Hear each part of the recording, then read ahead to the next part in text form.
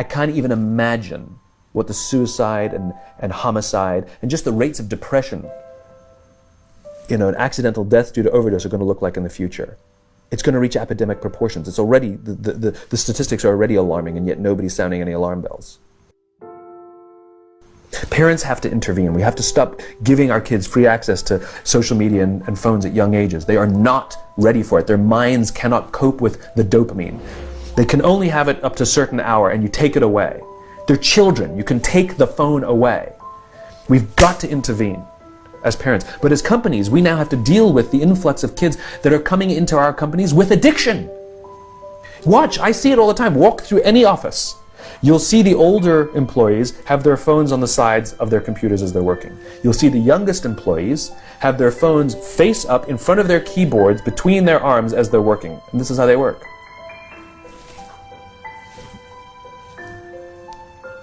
And the science is alarming. They did experiments on mice where they did the multitasking. They put flashing lights to mimic going from the computer to the cell phone, the computer to the cell phone to the TV. The mice that were exposed to the changing lights, it took them 3 times longer to solve a maze than the mice that weren't, and the damage was permanent. There is a subconscious reaction to these devices when we use them, okay? What if I were to hold my phone while I'm talking to you? I'm not checking it, it's not buzzing, it's not beeping, I'm nothing, I'm just holding it. Do you feel at this moment that you are the most important thing to me right now? No, you do not. Because there is a subconscious reaction we have to the device. When it is out, it makes the people around us feel that they are less important. So when we're walking down the halls in our offices and somebody says, hey boss, can I ask you a question? You go, sure, what's on your mind? We've just told them they're not that important. Or we can go, sure, what's on your mind? And if you don't have a pocket, find a shelf, put it on the shelf, come back and say, sure, what's on your mind?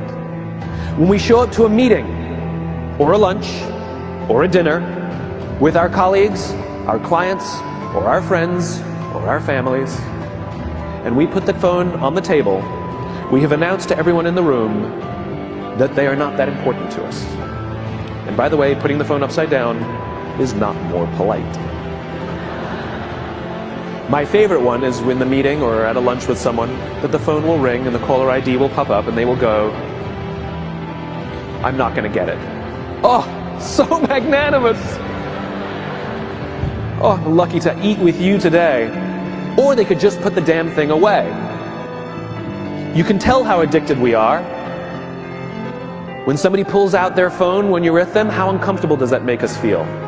You're walking down the street with someone, they pull their phone out. We feel stupid, so what do? We pull our phones out. We're so addicted. Somebody goes to the bathroom when we're at dinner, and what do we have to sit there by ourselves? God forbid we should look around the room for 5 minutes.